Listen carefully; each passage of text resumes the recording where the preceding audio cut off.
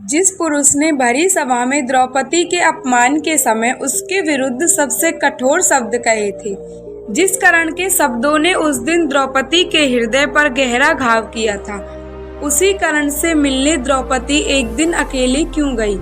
आखिर ऐसा क्या हुआ था कि जिस कर्ण को द्रौपदी जीवन भर अपना शत्रु मान सकती थी, उसी से मिलने वह गई? क्या द्रौपदी के मन में कर्ण के लिए कोई भावना थी? क्या वह उसे क्षमा करने गई थी, या फिर उस मुलाकात के पीछे महाभारत के सबसे बड़े रहस्यों में से एक रहस्य छुपा था? और सबसे बड़ा सवाल, अगर द्रौपदी को पता था कि कर्ण पांडवों का सबसे बड़ा शत्रु है, तो फिर द्रौपदी ने कर्ण से मिलने का जोखिम क्यों उठाया? इन सभी प्रश्नों के उत्तर जानने के लिए जुड़े रहिए हमारे साथ वीडियो के अंत तक। और यदि आपको यह वीडियो पसंद आए तो वीडियो को लाइक, चैनल को सब्सक्राइब और कमेंट में अपनी राय अवश्य दिया करें, क्योंकि आपके प्यार और सपोर्ट की हमें बहुत आवश्यकता है। तो चलिए प्रारंभ करते हैं इस कथा को। कहानी शुरू होती है उस दिन से जब हस्तिनापुर की सभा में द्रौपदी को अपमानित किया गया था। जुए की उस सभा में सब कुछ बदल चुका था। युधिष्ठिर अपना राज्य और अपने भाई हार चुके थे और अंत में उन्होंने द्रौपदी को भी दांव पर लगा दिया और द्रौपदी को भी हार गए। दुर्योधन ने द्रौपदी को सभा में बुलाने का आदेश दिया। दुशासन द्रौपदी को लेने के लिए गया। तब द्रौपदी ने प्रश्न किया कि जो व्यक्ति पहले ही स्वयं को हार गया हो, क्या उसे किसी दूसरे को दांव पर लगाने का अधिकार है? लेकिन उसकी आवाज उस सभा के शोर में दबती चली गई। द्रौपदी के इस प्रश्न का उत्तर नहीं दिया। दुशासन उसे घसीटकर सभा में ले आया। सामने भीष्म पितामह, द्रोणाचार्य, कृपाचार्य, धृतराष्ट्र और पांडव बैठे थे और कौरवों के साथ कर्ण भी बैठा था। द्रौपदी ने एक एक करके सबकी ओर देखा। उसकी आंखों में आंसू थे, लेकिन उससे भी अधिक उसके भीतर एक प्रश्न चल रहा था। क्या इस सभा में कोई ऐसा नहीं है जो धर्म के पक्ष में खड़ा होकर कुछ कह सके? द्रौपदी ने भीष्म से पूछा, द्रोण से पूछा, धृतराष्ट्र से पूछा, लेकिन सभा के सभी सदस्य मौन रहे। इसी बीच दुर्योधन ने द्रौपदी को अपने पास आने का संकेत किया और दुशासन ने उसके वस्त्र खींचने का प्रयास किया। जब द्रौपदी की पुकार और उसके प्रश्नों का उत्तर किसी ने नहीं दिया, तो अंत में द्रौपदी ने अपने दोनों हाथ उठाकर श्री कृष्ण को पुकारा और श्री कृष्ण ने उसकी लाज की रक्षा की और दुशासन उसके वस्त्र खींचते खींचते थक गया, लेकिन द्रौपदी के वस्त्र समाप्त नहीं हुए। यह देखकर पूरी सभा हैरान रह गई। उस दिन द्रौपदी की लाज तो बच गई, लेकिन उसके भीतर कुछ टूट चुका था। वह केवल अपने अपमान से दुखी नहीं थी, वह इस बात से भी दुखी थी कि जिन लोगों को वह अपना रक्षक समझती थी, वे सब मौन बैठे रहे। किसी ने भी आगे बढ़कर उसे रोकने का प्रयास नहीं किया। और उसी सभा में कर्ण ने भी द्रौपदी के प्रति सबसे कठोर बातें कही थी। कर्ण ने द्रौपदी के प्रति ऐसे कथन कहे थे जिसने द्रौपदी के अपमान को और बढ़ा दिया था। यही कारण था कि द्रौपदी के मन में कर्ण के लिए कोई सम्मान नहीं बचा था। लेकिन समय बीतता गया, वनवास आया, पांडवों ने कठिन वर्षों का सामना किया। द्रौपदी ने भी अपने भीतर उस अपमान की आग को संभाल कर रखा। वह बार बार उस सभा को याद करती और सोचती कि आखिर उस दिन ऐसा क्यों हुआ था और कौन किसके साथ था, किसने धर्म का साथ दिया और किसने अधर्म का। कर्ण, जिसे पूरा संसार सूत पुत्र समझता था, वास्तव में वह कुंती का ज्येष्ठ पुत्र था। सूर्य देव के वरदान से जन्मे उस बालक को कुंती ने लोकलाज के भय से जन्म के बाद ही नदी में बहा दिया था। वह बालक आगे चलकर कर्ण बना। अधिरथ और राधा ने उसका पालन पोषण किया। कर्ण ने अपने जीवन में अपमान सहा, संघर्ष किया और अपनी योग्यता सिद्ध करने के लिए बार बार प्रयास किया। लेकिन उसके मन में एक गहरी पीड़ा थी। उसे लगता था कि जन्म के कारण ही उसे सम्मान नहीं मिल रहा जिसका वह अधिकारी है। दुर्योधन ने इसी पीड़ा को समझा और कर्ण को अंग देश का राजा बनाकर अपना मित्र बना लिया। कर्ण ने भी जीवन भर दुर्योधन का साथ देने का संकल्प किया। यही मित्रता आगे चलकर महाभारत के युद्ध की दिशा तय करने वाली थी। लेकिन चीरहरण के बाद एक ऐसा समय आया जब द्रौपदी को कर्ण के जीवन के कुछ ऐसे पहलुओं का पता चला जिनसे उसका दृष्टिकोण बदलने लगा। वह समझने लगी कि कर्ण केवल एक कठोर योद्धा नहीं, उसके भीतर भी अपमान और पीड़ा का एक संसार था। द्रौपदी ने सोचा, जिस पुरुष ने सभा में मेरे अपमान के समय मेरा साथ नहीं दिया, वह स्वयं भी जीवन भर अपमान का शिकार रहा है। क्या यही विडंबना है कि दो ऐसे लोग जिनके जीवन में अपमान सबसे बड़ा घाव था, एक दूसरे के विरोधी बन गए। एक रात द्रौपदी बहुत देर तक सो नहीं सकी। उसके मन में वही प्रश्न घूम रहा था, कर्ण ने उस दिन मेरे साथ ऐसा क्यों किया? क्या वह वास्तव में मेरे प्रति घृणा रखता था या वह दुर्योधन के प्रति अपनी मित्रता के कारण उस सीमा तक चला गया था कि उसे धर्म और अधर्म का पता ही नहीं चला। उसने अपने मन से पूछा, क्या किसी मनुष्य का एक गलत निर्णय उसके पूरे व्यक्तित्व को परिभाषित कर सकता है? द्रौपदी के भीतर संघर्ष चल रहा था।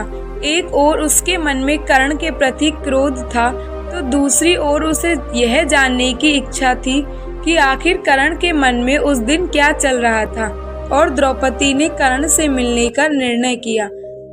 यह कोई प्रेम मुलाकात नहीं थी, बल्कि यह मुलाकात एक ऐसे प्रश्न का उत्तर खोजने के लिए थी जो द्रौपदी के मन में लंबे समय से चल रहा था। रात का समय था, चारों ओर शांति थी। द्रौपदी अकेले एक स्थान पर पहुंची जहां कर्ण मौजूद था। कर्ण ने जब द्रौपदी को अपने सामने देखा तो वह भी आश्चर्यचकित रह गया। उसने पूछा, पांचाली, तुम यहाँ क्या कर रही हो? द्रौपदी कुछ क्षण मौन रही, फिर उसने कहा, हाँ, मैं यहाँ आई हूँ क्योंकि मेरे मन में एक प्रश्न है और उस प्रश्न का उत्तर केवल तुम दे सकते हो। कर्ण ने गंभीर होकर पूछा, कैसा प्रश्न? फिर द्रौपदी ने कहा, उस दिन सभा में जो हुआ उसमें तुमने मेरे लिए कठोर शब्द क्यों कहे थे? कर्ण कुछ देर मौन रहा। कर्ण की आंखों में उस समय पश्चाताप दिखाई दे रहा था। उसने स्वीकार किया कि उस दिन उसके शब्द कठोर थे और उसने द्रौपदी के साथ गलत किया था। वह उस समय दुर्योधन की ओर से खड़ा था, लेकिन उसने यह भी कहा कि मनुष्य कभी कभी अपने क्रोध, अपमान और परिस्थितियों में ऐसे शब्द बोल देता है जिनका बोझ बाद में उसे जीवन भर उठाना पड़ता है। द्रौपदी ने कहा, लेकिन तुम्हें यह समझना चाहिए था कि उस सभा में मैं अकेली थी। फिर कर्ण ने उत्तर दिया कि मैं जानता था। द्रौपदी ने पूछा, अगर तुम जानते थे तो तुम चुप क्यों नहीं रहे? कर्ण के पास इस प्रश्न का उत्तर नहीं था। वह स्वयं भी जानता था कि उस दिन उसने धर्म का पक्ष नहीं लिया। कर्ण ने कहा, पांचाली, शायद मेरे भीतर वर्षों से जमा अपमान ने मेरी दृष्टि को धुंधला कर दिया था। मुझे लगता था कि जिसने मुझे कभी स्वीकार नहीं किया, मैं भी उसे स्वीकार नहीं करूंगा। लेकिन उस दिन तुम्हारे साथ जो हुआ, उसे देखकर मुझे आज भी शांति नहीं मिलती। बहुत दुख होता है। यह सुनकर द्रौपदी कुछ क्षण के लिए शांत हो गई। लेकिन उस दिन जो तुम्हारे साथ हुआ, वह देखकर मुझे आज भी शांति नहीं मिलती। यह सुनकर द्रौपदी कुछ क्षण के लिए शांत हो गई। वह कर्ण को क्षमा करने नहीं आई थी, लेकिन शायद वह उसके मन की सच्चाई सुनना चाहती थी।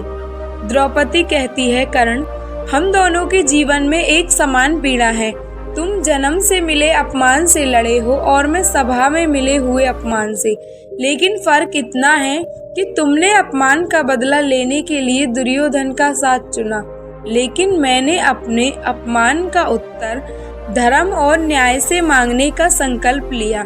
कर्ण ने उसकी ओर देखा। वह जानता था कि द्रौपदी की बात में सच्चाई थी, लेकिन उसके सामने दुर्योधन के प्रति मित्रता का ऋण था।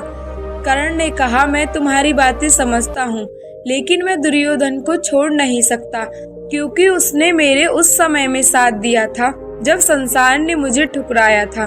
द्रौपदी ने कहा, मैं तुम्हें दुर्योधन छोड़ने के लिए नहीं कह रही, मैं केवल यह पूछ रही हूँ कि क्या मित्रता के नाम पर धर्म को छोड़ा जा सकता है और अधर्म को अपनाया जा सकता है? यह प्रश्न कर्ण के हृदय पर चोट करता है। यह प्रश्न सुनकर कर्ण शांत हो गया। वह कुछ नहीं कह पाता। द्रौपदी को कर्ण के जन्म का रहस्य युद्ध से पहले ही पता चल गया था। जब द्रौपदी को पता चला कि कर्ण वास्तव में कुंती का पुत्र है, तब उसके मन में एक और बड़ा प्रश्न उठा। यदि कर्ण वास्तव में पांडवों का ज्येष्ठ भाई है, तो क्या उस दिन वह भी उसी परिवार का हिस्सा था? क्या भाग्य ने दो ऐसे मनुष्यों को एक दूसरे के विरुद्ध खड़ा कर दिया था, जिनके जीवन में अपमान और अकेलापन समान था? द्रौपदी ने कर्ण से कहा, यदि तुम्हें पहले पता होता कि तुम कुंती के पुत्र हो, तो क्या तुम हमारे साथ खड़े होते?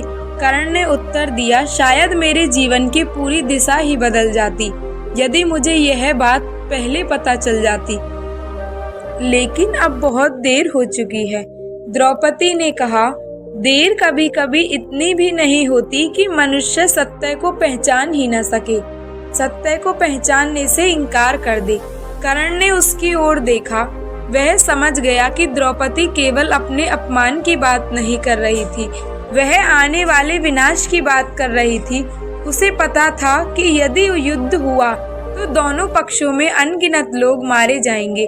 वह यह भी जानती थी कि कर्ण और अर्जुन का युद्ध इस संघर्ष को और भयानक बना देगा।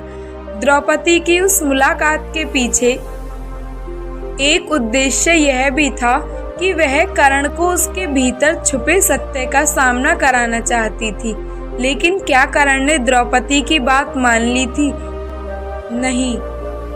कर्ण ने अपने निर्णय से पीछे हटने से इनकार कर दिया, क्योंकि कर्ण के लिए दुर्योधन केवल एक राजा नहीं था, बल्कि उसके लिए वह व्यक्ति था जिसने उसे सम्मान दिया था। कर्ण ने कहा, पांचाली, मैं जानता हूँ कि तुम्हारे साथ अन्याय हुआ है। मैं यह भी जानता हूँ कि उस दिन मेरे शब्दों ने तुम्हें बहुत दुख दिया, लेकिन जिस व्यक्ति ने मुझे समाज की उपेक्षा से उठाकर सम्मान दिया, उसे युद्ध के समय छोड़ देना मेरे लिए असंभव है। द्रौपदी ने कहा, तो फिर तुम्हें अपने निर्णय का परिणाम भी स्वीकार करना होगा। कर्ण ने सिर झुका दिया। दोनों के बीच कुछ क्षण तक मौन रहा। उस मौन में वर्षों की पीड़ा, अपमान, मित्रता और आने वाले युद्ध की आहट थी। फिर द्रौपदी ने कहा कि मैं आज तुम्हारे पास बदला लेने नहीं आई, बल्कि मैं तुम्हें यह बताने आई हूँ कि जिस अपमान का दर्द तुमने जीवन भर महसूस किया, वही दर्द तुमने किसी और को दिया। शायद यही तुम्हारे जीवन की सबसे बड़ी विडंबना है। कर्ण के पास इस प्रश्न का कोई उत्तर नहीं था। इतना कहकर द्रौपदी वहां से चली गई। लेकिन इस मुलाकात का अर्थ क्या था? क्या आपको इतनी कथा सुनकर यह पता चला? क्या द्रौपदी कर्ण को पसंद करती थी? क्या वह उसके प्रति आकर्षित थी? नहीं। इसका केंद्र प्रेम नहीं, बल्कि पश्चाताप, धर्म, अपमान और मनुष्य के भीतर चलने वाले संघर्ष हैं। द्रौपदी के चरित्र को केवल इस मुलाकात के आधार पर भी समझना उचित नहीं होगा। वह महाभारत की सबसे जटिल और दृढ़ स्त्री पात्रों में से एक है। उसने अपमान सहा, लेकिन टूटकर चुप नहीं बैठी। उसने प्रश्न किया। वह कर्ण से पूछना चाहती थी कि आखिर उसने द्रौपदी के साथ ऐसा क्यों किया। तो इस कथा का संदेश यह है कि कभी कभी किसी व्यक्ति से उत्तर मांगने के लिए उसके सामने जाना पड़ता है, भले ही वह व्यक्ति हमारे जीवन के सबसे कठिन अध्यायों का हिस्सा क्यों न रहा हो, क्योंकि हमारे उस प्रश्न का उत्तर केवल उसी के पास होता है। कर्ण ने द्रौपदी के साथ ऐसा क्यों किया, इस प्रश्न का उत्तर केवल कर्ण ही दे सकता था। इसलिए द्रौपदी कर्ण के पास गई और यहीं पर यह कथा समाप्त होती है। यदि आपको यह कथा पसंद आई हो तो वीडियो को लाइक, चैनल को सब्सक्राइब और कर्ण के विषय में आपकी राय क्या है कमेंट में ज़रूर बताना और एक बार मेरे साथ प्रेम से कह दीजिए, राधे राधे।